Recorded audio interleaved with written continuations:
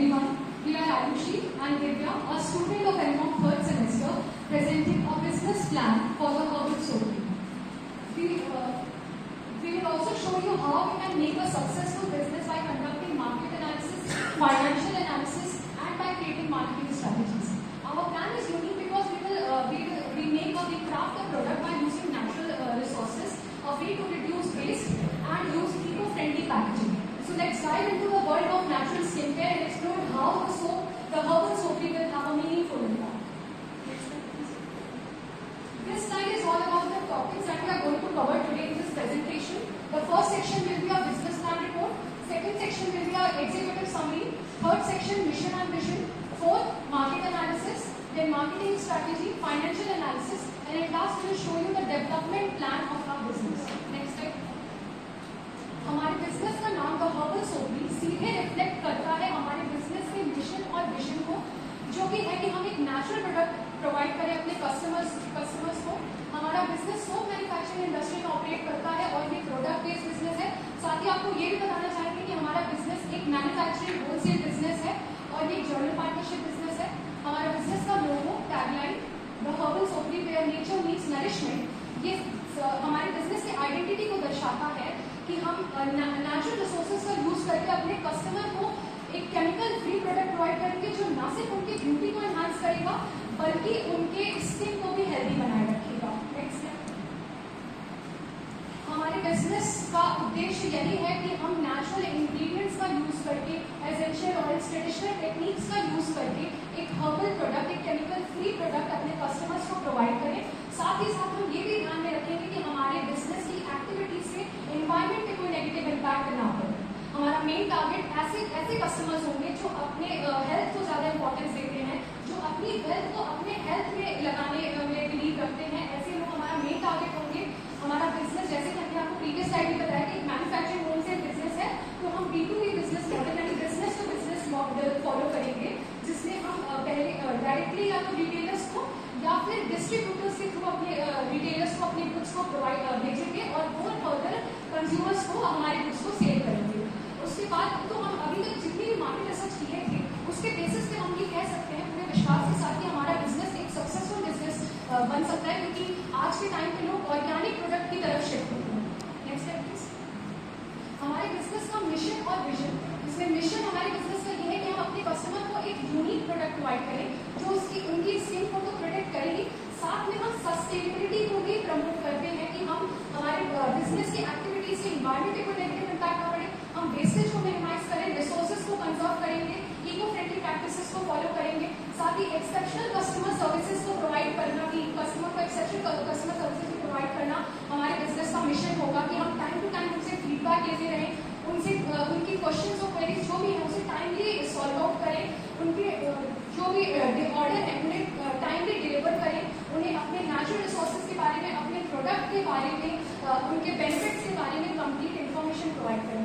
Vision की बात करें तो हमारा मेन विजन जो है वो ये है कि हम अपने बिजनेस को एक लीडिंग ब्रांड बनाना चाहते हैं नेचुरल स्किन केयर इंडस्ट्री में, सस्टेनेबिलिटी में चैंपियनशिप हासिल करवाना चाहते हैं कि हमारे इन्वायरमेंट में उसका कोई नेगेटिव इम्पैक्ट ना पड़े। साथ ही साथ हम और इंडिविजुअल्स को एनकरेज करेंगे कि वो नेचुरल प्रोडक्ट की तरफ शिफ्ट हो, केमिकल प्रोडक्ट को छोड़ के, और कंटिन्यूसली इनोवेट करेंगे अपने प्रोडक्ट्स को और अपने प्रोसेस को और ज़्यादा इम्प्रूव करेंगे, रिफाइन करेंगे जो कस्टमर्स के टेस्ट और प्रेफरेंसेस हैं उनको देखते हुए, जो भी चेंजेस हो रहे हैं एनवायरमेंट में उसको देखते हुए। नेक्स्ट मार्केट एनालिसिस में हमने मार्केट एनालिसिस के अकॉर्डिंग हम टारगेट मार्केट की बात करें तो मेन एंड वुमेन जो कि एज है बिटवीन 25 to 45 ईयर्स, वो हमारा मेन टारगेट होंगे।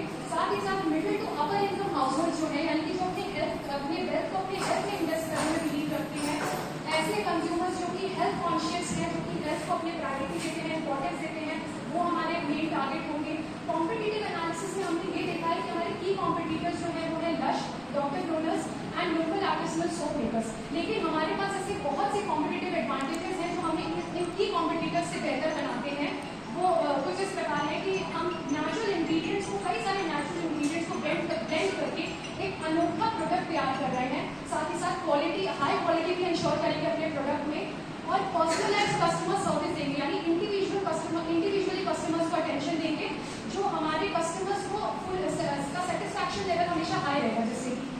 ये सारे कॉम्पिटिटिव एडवांटेजेस जो हमारे कंज्यूमर्स को मजबूर करेंगे कि वो हमारे प्रोडक्ट को खरीदें और हमारे बिजनेस के साथ बने रहें। मार्केट ट्रेंड्स हम लगातार देख रहे हैं कि लोग केमिकल प्रोडक्ट से शिफ्ट हो रहे हैं ऑर्गेनिक प्रोडक्ट की तरफ, नेचुरल प्रोडक्ट की तरफ, इन्वायरमेंटल अवेयरनेस बढ़ रही है। तो उस बेसिस पे हम ये कह सकते हैं, हम ये एक्सपेक्ट कर रहे हैं कि हमारा नेचुरल सोप मार्केट 2023 से आते आते 2028 तक कंपाउंड एनुअल ग्रोथ रेट जो है वो 12% से बढ़ जाएगा, जो कि फिर से एक पॉजिटिव बात है, हमारे बिजनेस को सक्सेस अचीव कराने के लिए बहुत ही पॉजिटिव बात होगी। Now the further slide will be explain by Divya. अब हम मार्केटिंग स्ट्रेटेजी देखेंगे। मार्केटिंग स्ट्रेटेजी में हम देखेंगे कि referral marketing, influencer collaboration, event marketing, loyalty programmes and conduct marketing research. तो रेफरल मार्केटिंग में हम ये देखेंगे कि हम कैसे अपने फ्रेंड्स और फैमिलीज के थ्रू हम अपने प्रोडक्ट को आगे कैसे बढ़ाएं, लोगों के तक कैसे पहुंचाएं, हम ये देखेंगे। उसके बाद इन्फ्लुएंसर कोलैबोरेशन में हम ये देखेंगे कि कैसे हम अपने प्रोडक्ट को इन्फ्लुएंसर और अपना दोनों का कोलैबोरेट करके उसको कैसे और आगे तक बढ़ाएं। उसके बाद मार्केटिंग इवेंट, हम एक ऐसा इवेंट करेंगे जिसमें कि हम अपने प्रोडक्ट को अच्छी तरीके से, पूरी तरीके से लोगों तक पहुंचा के उसको एक्सप्लेन कर सके। उसके थ्रू एक इवेंट रखें कि लोग उस पर पार्टिसिपेट करें और उन्हें पता चले कि हमारा जो प्रोडक्ट है बहुत ही अच्छा और उनके लिए बहुत ज़्यादा फायदेमंद है। फिर लॉयल्टी स्ट्रेटेजी है, क्योंकि इसमें हम मार्केटिंग रिसर्च करेंगे। हम देखेंगे कि हमारे कस्टमर को क्या नीड है और उन्हें क्या चाहिए, उनको क्या कहते हैं प्रोडक्ट, उनकी प्रोडक्ट प्राइसिंग क्या है, उनकी नीड क्या है प्राइसिंग को लेके, ये सब हम मार्केटिंग रिसर्च करके देखेंगे। उसके बाद हम चैनल्स ऑफ डिस्ट्रीब्यूशन देखेंगे, जिसमें है manufacturing, warehouses, distribution, retailers and consumers. हमारा जैसे कि आयुषी ने बताया कि मैन्युफैक्चरिंग बिजनेस है, तो हम मैन्युफैक्चरिंग करने के बाद वेयर हाउस में उसको अपने प्रोडक्ट को अच्छे से डेवलप करेंगे। उसके बाद डिस्ट्रीब्यूट करेंगे उसको, फिर वो रिटेलर्स के पास जाएगा। रिटेलर्स के पास जाने के बाद रिटेलर्स जो होंगे उसको वो अपने तरीके से करके, उससे प्राइसिंग करके, सब कुछ करके वो फाइनल यूजर तक पहुंचाएंगे। फिर आएगा हमारा फाइनेंशियल एनालिसिस। ये बहुत ही इम्पोर्टेंट पॉइंट है, क्योंकि इसके बिना हम अपने प्रोडक्ट को एकदम अच्छे से सुटेबल तरीके से नहीं रख पाएंगे। तो जब तक हम फाइनेंशियल एनालाइज नहीं करेंगे कि हमें कितना रेवेन्यू रखना है, कितनी कॉस्ट रखनी है, सब कुछ रखना है, इसके बिना हम अपने प्रोडक्ट को कहीं भी अच्छी तरीके से नहीं कर पाएंगे। तो सबसे पहले आता है प्राइसिंग एनालिसिस। प्राइसिंग एनालिसिस में हम टोटल कॉस्ट को कैलकुलेट करेंगे। टोटल कॉस्ट में जैसे रॉ मटेरियल, लेबर, ये सब होगा। इन सबको कॉस्ट करने के बाद हमारा जो टोटल कॉस्ट है, मान लीजिए हमने टोटल कॉस्ट रख रखा है 100 रुपीज टू 220 पर यूनिट, तो हम उसको कैलकुलेट करेंगे। उसके बाद देखेंगे कि हमारा डिजायर्ड प्रॉफिट मार्जिन क्या है। तो डिजायर्ड प्रॉफिट मार्जिन हम लोगों ने अपनी तरफ से, मतलब कि अभी तो हमारा हम बस मतलब प्लान कर रहे हैं, कोई वैसा बिजनेस तो है नहीं, तो इसीलिए अभी हमने अपने उससे रखा हुआ है 30% to 50%।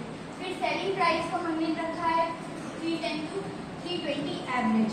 उसके बाद हम फाइनेंशियल एनालाइज करेंगे रेवेन्यू, जैसे कि हम 3 ईयर्स का ले लेंगे। हमारे फर्स्ट ईयर में हमारा रेवेन्यू प्रोजेक्शन है 15 लाख और कॉस्ट ऑफ गुड्स सोल्ड है 7,50,000। फिर ग्रॉस प्रॉफिट हमारा आएगा 7,50,000। ऑपरेटिंग एक्सपेंस आ रहा है 3 लाख और नेट प्रॉफिट आ रहा है 4,50,000। अब हम नेक्स्ट ईयर में देखेंगे। अब हमारा नेक्स्ट ईयर में जो है रिवेन्यू प्रोजेक्शन बढ़ गया है, मतलब कि हम रिवेन्यू जो है वो ज़्यादा वो करेंगे। उसके बाद तो हमारा कॉस्ट ऑफ गुड सोल्ड भी ज़्यादा हो रहा है और ग्रॉस प्रॉफिट भी ज़्यादा आ रहा है, और ऐसे ही operating expense and net profit भी ज़्यादा है। तो ऐसे ही हमारा नेक्स्ट थर्ड ईयर में भी इसी तरीके से हमारा चल रहा है। फिर उसके बाद इन्वेस्टमेंट सोर्सेज, हमने कहाँ से किन सोर्सेज से अपना इन्वेस्टमेंट को किया। तो हमारा पूरा जो इन्वेस्टमेंट है वो 20 लाख का है, तो हमारे पास 5 लाख की सेविंग थी, जो कि हमने लिए पर्सनल सेविंग। बैंक लोन से हमने ले लिया है 10 लाख, इन्वेस्टर्स से हमने ले लिया है 5 लाख। तो ये हमारा इन्वेस्टमेंट सोर्सेज है, जहाँ जहाँ से हम अपनी इन्वेस्टमेंट को लेंगे। इन्वेस्टमेंट ब्रेकडाउन, हमारी ये सारी इन्वेस्टमेंट ब्रेकडाउन हैं, जैसे equipment and supply 3 lakh, rent and security deposit 2 lakh, market and advertisement 2 lakh, salary and training, ये जितनी भी है ये हमारी मार्केटिंग ब्रेकडाउन है, इन्वेस्टमेंट ब्रेकडाउन। फिर हम अपने जो प्लान है उसको डेवलप करेंगे, ये डेवलपमेंट प्रोग्राम।